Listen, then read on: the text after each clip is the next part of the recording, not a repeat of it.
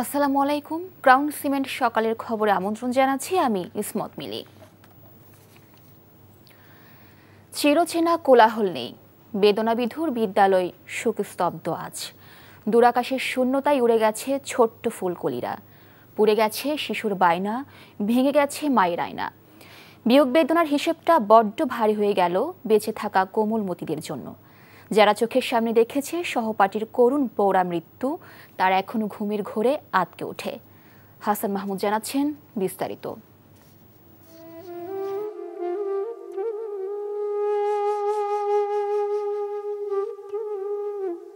শূন্য দুলছে দোলনা, বিয়োগের সাক্ষী হয়ে যেন হতাশার দোলায় এই দোল।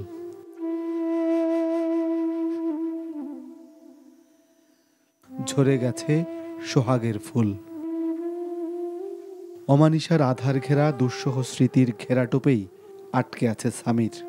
শেষ ধ্বংসটা তো তার চোখের সামনেই ঘটেছে।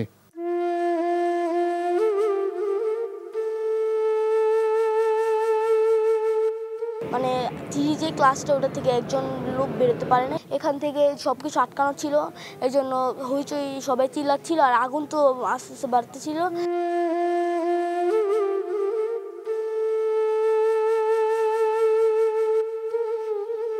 ধ্বংস, পোড়া ছাই, প্রিয় স্কুলের আঙ্গিনা আর খেলার সাথীদের শূন্যতায় উড়ে উড়ে আকাশের নীলে অজানা গন্তব্যে পাড়ে জমাবার সেই বীভৎস স্মৃতি তাড়িয়ে বেড়ায় তার ছোট্ট মনে।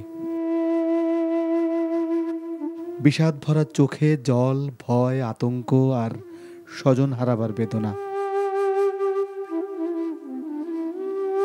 আমি ঘুমাতে পারিনি কালকে রাতে, আমার তো ঘুম আসেনি, কারণ আমি ভয় পাইছি অনেক বেশি। আমি দেখছি নিজের চোখে, আর মানুষ ফ্রাই হয়ে গেছে, এরকম অবস্থার ভিতরে নিয়ে গেছে। আমি এটা আমি রিসিভ করতে পারি না। থাকতে তো পারতাম আমিও। যে জীবন টপকাতে পারেনি ভাগ্যের দেয়াল, সে জীবনে তো মৃত্যুই শেষ নিয়তি।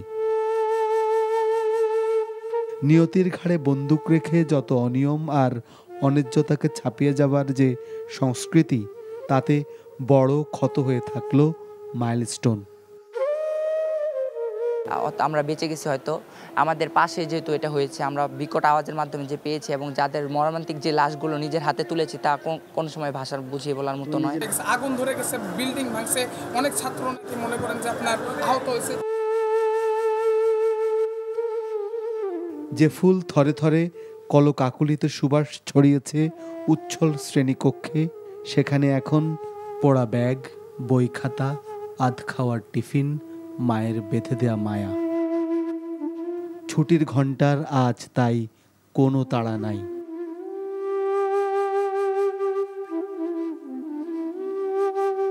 ক্ষত আর ক্ষতির খেরোখাতায় পোড়া গল্পের কষ্ট যতই বাড়ুক, মায়ের বুকে ইচ্ছের জেদ নিয়ে আর ফিরছে না চক্ষু শীতলকারী প্রিয় বাছাধন।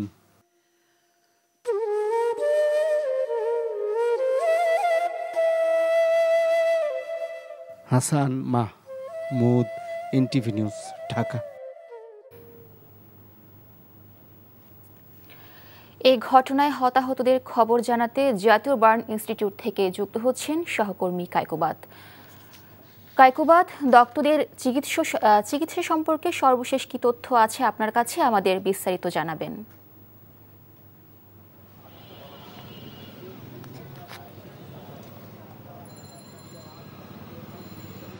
মিলি, গতকাল মাইলস্টোনের বিমান দুর্ঘটনার ঘটনায় চিকিৎসা সহায়তা দেওয়ার জন্য যে সিঙ্গাপুরের চিকিৎসক দল এসেছেন, তারা কিন্তু গতকাল মধ্যরাতে এসে পৌঁছেছেন। আর আজকে কিন্তু কিছুক্ষণ পরে কিন্তু তারা এখানে আসবেন বলে, অর্থাৎ জাতীয় বার্ন ইনস্টিটিউটে আসবেন বলে আমরা জানতে পেরেছি।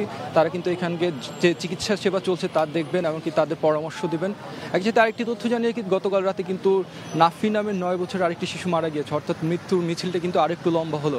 36 থেকে এখন 32-এ গিয়ে দাঁড়ালো। আর একই সাথে এই ঘটনায় এখন মোট আহত দাঁড়ালো কিন্তু 164-তে। আর আমরা যতদূর জানতে পেরেছি এখন এখানে অর্থাৎ বার্ন ইনস্টিটিউটে এই মুহূর্তে ভর্তি আছেন 43 জন রোগী এই ঘটনা মাইলস্টোনের দুর্ঘটনার ঘটনায়, আর যার মধ্যে 11 জন আশঙ্কাজনক যারা আইসিইউতে ভর্তি আছেন।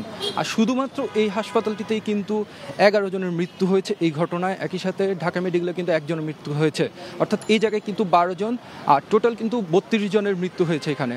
আর আরেকটি বিষয় এখানে জানিয়ে রাখি, গতকাল থেকে কিন্তু বাইরের যে ভিড় সামলানোর জন্য কিন্তু নিরাপত্তা জোরদার করা হয়েছে। এখানে কিন্তু পুলিশের সাথে আনসার, একই সাথে কিন্তু সেনা টহলও বাড়ানো হয়েছে, যেহেতু একটি ভিড় বেশ লক্ষ্য করা গিয়েছিল, উৎসুক জনতা এবং একই সাথে আত্মীয় স্বজনদের, আহতদের। আজকে কিন্তু আমরা সকাল থেকে সেই চিত্রটি দেখতে পাচ্ছি না, এখন পর্যন্ত কিন্তু এখানে উৎসুক জনতার ভিড় সেভাবে কিন্তু আজকে আমরা দেখতে পাচ্ছি না। সব কিছু মিলে কিন্তু আজকে সামনের যে বিশৃঙ্খল অবস্থা ছিল গতকাল পর্যন্ত, সেটি কিন্তু আজকে এখানে নেই বললেই চলে। আর এখন পর্যন্ত আমার কাছে এই ছিল সর্বশেষ মিলে। দর্শক, জানছিলাম দগ্ধদের চিকিৎসার খবর। জাতির শোকের সময়ে সকল গণতন্ত্রপন্থী সহযোদ্ধাদের শান্ত ও সংহত থাকার আহ্বান জানিয়েছেন বিএনপির ভারপ্রাপ্ত চেয়ারম্যান তারেক রহমান। মঙ্গলবার রাতে বিবৃতিতে তিনি বলেন, নিষিদ্ধ ঘোষিত ছাত্র ও রাজনৈতিক সংগঠনের কিছু সদস্যকে নিয়ে সহিংসতা উস্কে দেওয়ার উদ্বেগজনক খবর পাওয়া যাচ্ছে। এমন একটি শোকাবহ মুহূর্তকে নিজেদের স্বার্থে কাজে লাগানোর চেষ্টা থেকে বিরত থাকা উচিত। নিখোঁজ প্রিয়জনদের খুঁজে বের করা, নিহতদের সঠিকভাবে হিসাব করা, আহতদের সর্বোত্তম চিকিৎসা নিশ্চিত করা এবং বিমান দুর্ঘটনার মূল কারণ নির্ধারণে কর্তৃপক্ষকে কাজ করার তাগিদ দেন তিনি। প্রাণহানির শিকার নিরীহ ব্যক্তি এবং তাদের শোকসন্তপ্ত পরিবারের প্রতি সহমর্মিতাও প্রকাশ করেন তিনি। দেশ গড়তে জুলাই পদযাত্রার অংশ হিসেবে আজ কুমিল্লা ও চাঁদপুরে পথসভা করবে জাতীয় নাগরিক পার্টি এনসিপি। বেলা 11টায় চাঁদপুর বাস স্ট্যান্ড এলাকায় জুলাই পদযাত্রা করা হবে। পদযাত্রা ঘিরে জেলায় নিরাপত্তা জোরদার করা হয়েছে। সকালে জেলা সার্কিট হাউসে জুলাই অভ্যুত্থানে শহীদ পরিবারের সাথে সাক্ষাৎ করেন দলের নেতাকর্মীরা। দুপুর 2টায় শহরাস্তির দোয়াভাঙ্গায় পদযাত্রার মধ্য দিয়ে শেষ হবে চাঁদপুরের কর্মসূচি। পরে পদযাত্রাটি কুমিল্লার উদ্দেশ্যে রওনা করবে। সেখানে শহীদ মাসুম মিয়ার কবর জিয়ারত করে টমসন ব্রিজ থেকে পদযাত্রা শুরু করে নগরীর টাউন হলে এসে সমাবেশ করবে এনসিপি। সকালের খবর এইটুকুই। এই খবরের ভিডিও শো আপডেট জানতে ভিজিট করুন এনটিভি অনলাইন www.ntvpt.com।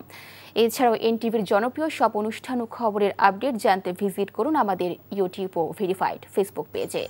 12টায় মধ্যাহ্নের খবর দেখার আমন্ত্রণ রইল। ধন্যবাদ সবাইকে।